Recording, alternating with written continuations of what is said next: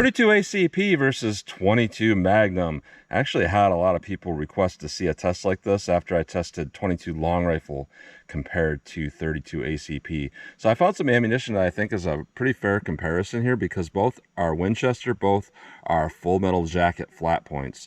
So our 32 ACP is just our Winchester white box, 71 grain full metal jacket flat point, and our 22 Magnums and Winchester Super X 40 grain full metal jacket flat point 22 Magnum.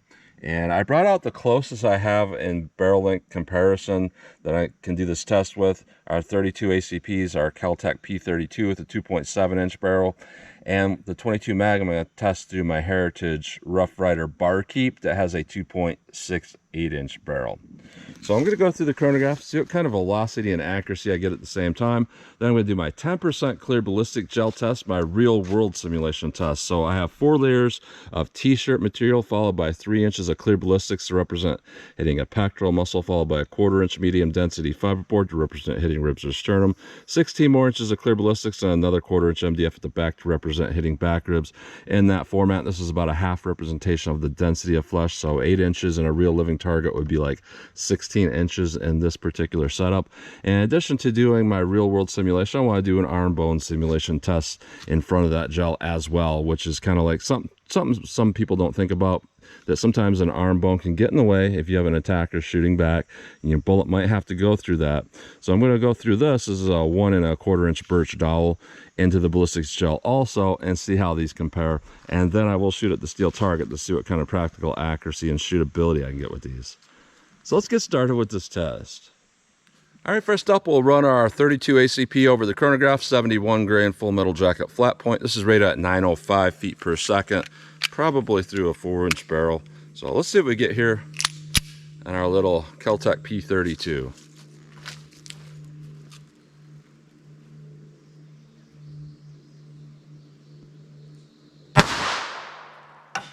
.755. 716, 706, 750, 642, 646, 638. So I ran a few more just because that velocity is getting kind of inconsistent towards the end there, and it just kept dropping. So pretty low velocity there. Now our 22 mag, 40 grain, it's rated at 1910 feet per second through a rifle. So we're not going to get anywhere near that, but let's see what we get here with our 22 Magnum.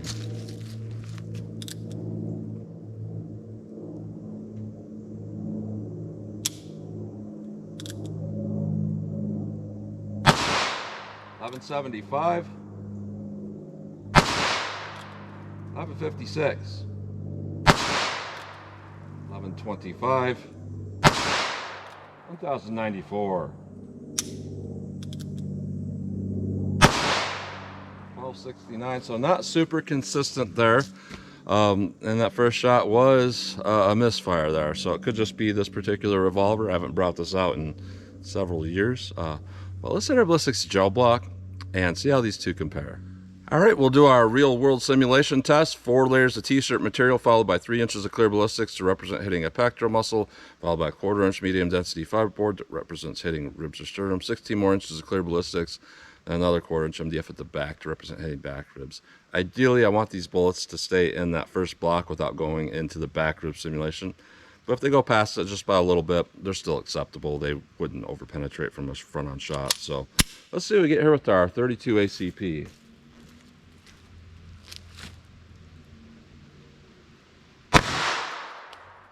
All right, now let's hit that with our 22 Magnum. So we'll take a look.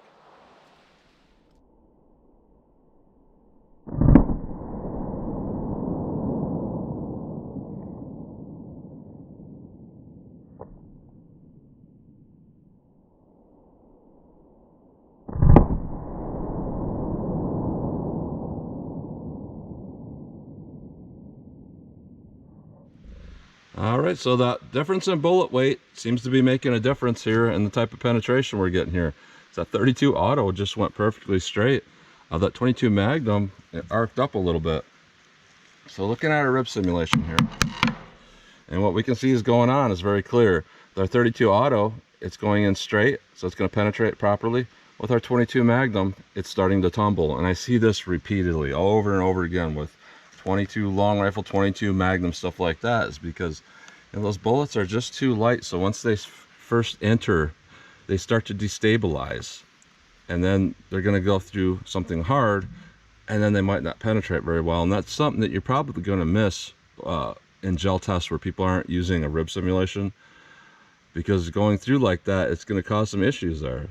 So yeah, our 32, that extra weight of that bullet is going to just add that straight line momentum.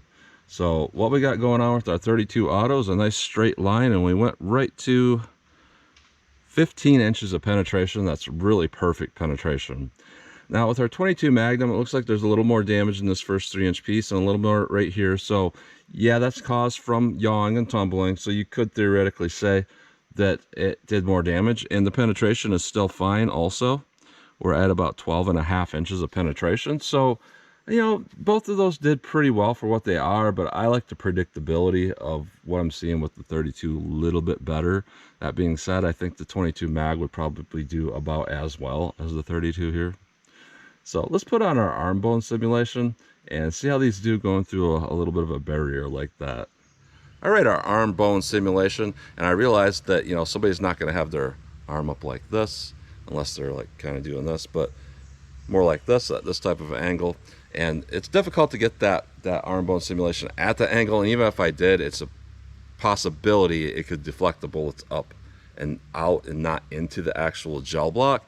And the whole purpose here is to see what they will do going through an arm bone like that. So that's why I have it straight up and down. So let's see what we get here with our 32 ACP through that barrier there.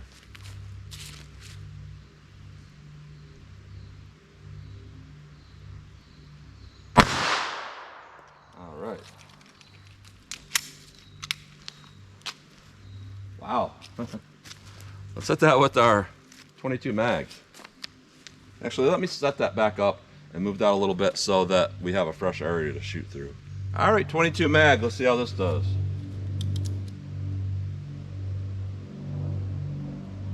Let's go take a look.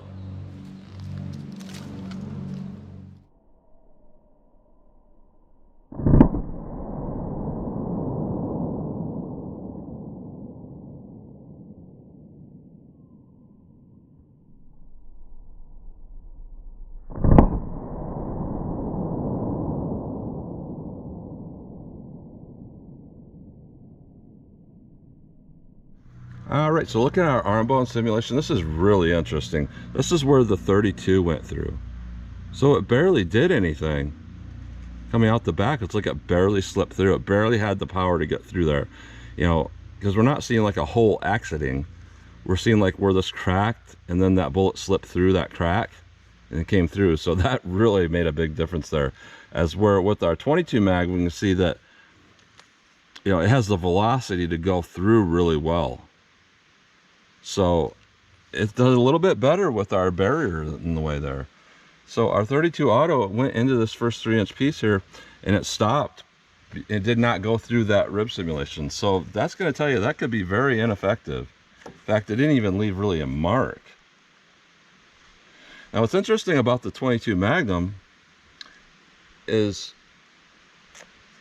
I made the shot here. This is front of the first 3-inch piece. I aimed both of these shots right here for the 32 and right here for the 22. After going through that barrier there, it shot the bullets over this way. So that's really weird that it could do that. And then our 22 also is going through keyhole, but it's just small enough diameter. It looks like it allowed it to go through better than the 32. So the 32 stopped at 3 inches at that rib simulation. Our 22 mag, that went to about 6.5 inches after going through that. So just to compare this to other stuff, like 9mm, when you do that same type of testing, it comes up to around here or further. So this is very, very low penetration after going through a barrier like that. So kind of disappointing that that 32 didn't go very far. But here's the reason why. That 32 is really, really weak. I've tested it in the past and I've tested it today, and the energy is, I think in the past it was less than 70 foot-pounds energy. I didn't do the numbers today, but it's somewhere around that probably. As where most 32s out of this little pistol is more like 110 foot-pounds energy. So it's so weak, it's not going to go through that barrier very well. So really, in a way, it's not a great representation of a 32 auto. As where our 22 mag through a short barrel like that, you know, that's pretty average. So looking at this particular ammo, our 22 mag did a lot better. If I had a little bit better ammo, it'd probably even out a little bit better. But just looking at this, from this ammo here, I'm gonna have to say I think the 22 mag is a little bit better option for barrels this short. So let's pull these bullets out of the block. We'll take a closer look at them. Then I'll shoot our steel target and see what kind of practical accuracy and shootability I can get with these. All right, so here's a close-up look at these bullets going through our regular real-world simulation test, our 32 auto and our 22 Magnum. So 32 auto, really no change to that bullet at all. Just a flat point full metal jacket. As where our 22 Magnum, even though these bullets are of similar construction, the bullet is bent just a little bit. You probably can't see it very well, but you know, going through yawing, it did cause that to bend just a tad. And we also see a 22 Magnum sectional density is more, so that also causes a lot of potential for yawing, as where our 32 is a very short bullet. It's going to go through nice and straight. Now going through our arm bone simulation test here, not really a big change to these at all. I mean, our 32 looks scuffed up and a little bit more deformed, I would say, versus going through our regular testing. But not much change to that bullet. And then we have our 22 mag after going through that arm bone simulation there compared to our original testing. And again, really not much change to those bullets overall. So interesting to see them up close though. So let's a close-up look at those bullets. All right, 14 yards from the target. This is my practical shootability drill. I'm just going to get a front sight picture and pop these off as fast as I think I can hit the target. See if there's a big difference between 32 and 22 Magnum. I realize this is kind of a skewed test and unfair because I am using a single action 22 Magnum revolver. That being said, you can use those for defense. I think they would actually work pretty well as long as you know how to use them. So 32 ACP. Let's see how this shoots for me.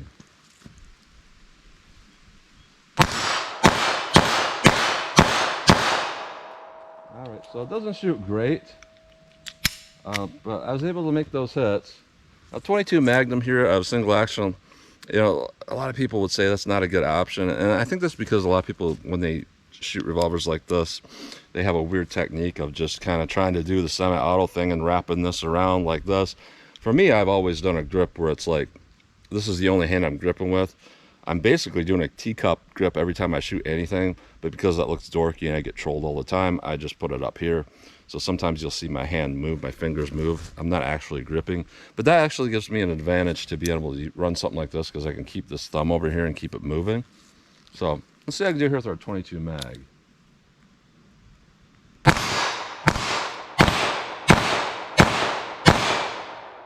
All right, I don't know if I missed any or not. That's moving so fast that it hits the target, and all I hear is the gunshot. But yeah, one of these could be used for self-defense like that. And the great thing about these is they have a safety on them. And people are gonna say, "What? That's terrible." But one thing that's great is you can put that safety on, and when you dry fire it, it's not slamming that firing pin into anything. So you can sit here for a while and kind of do this type of thing. It's not quite fanning the hammer, but it is a similar technique, and you can get that down.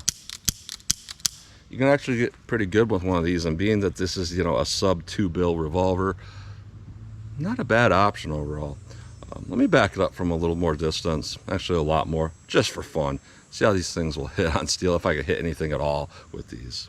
All right, 75 yards from the target, just for fun. I know this is goofy, it's silly, it's not practical. These are, you know, arm's length distance handguns, all of that. But I always find it fun to just have a challenge, just for the fun of it, to see where these things will hit at distance. And even if I miss the target, just to kind of keep an eye out and see where they hit, or record where they hit, and I think that's fun. So 32 ACP. See if I can hit the target with this.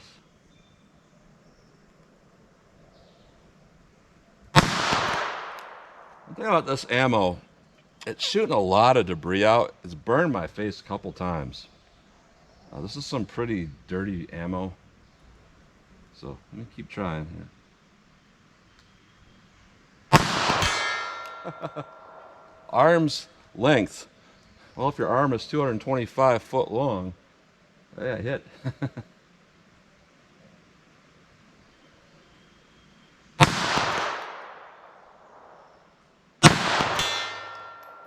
Yeah.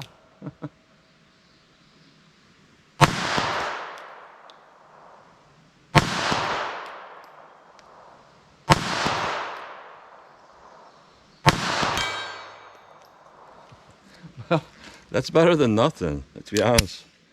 That is one small pistol there.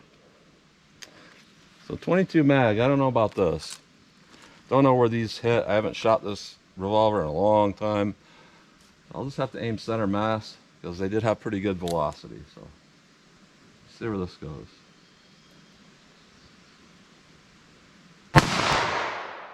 That hit to the right quite a bit. I think I got a hit.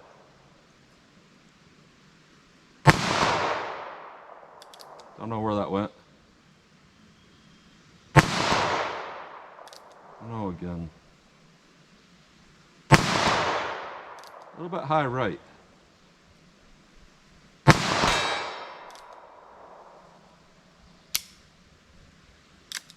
I think we're out.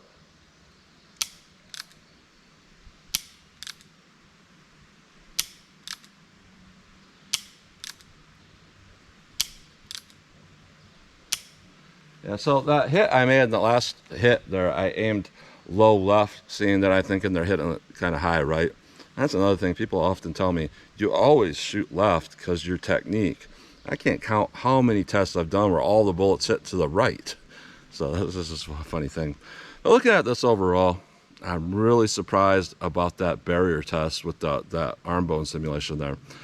I was not expecting to see that. Now, I knew this ammo was kind of weak in 32, but I didn't think that it wouldn't punch through that, because it's a pretty heavy bullet. It's got some good momentum. I thought it would go right through.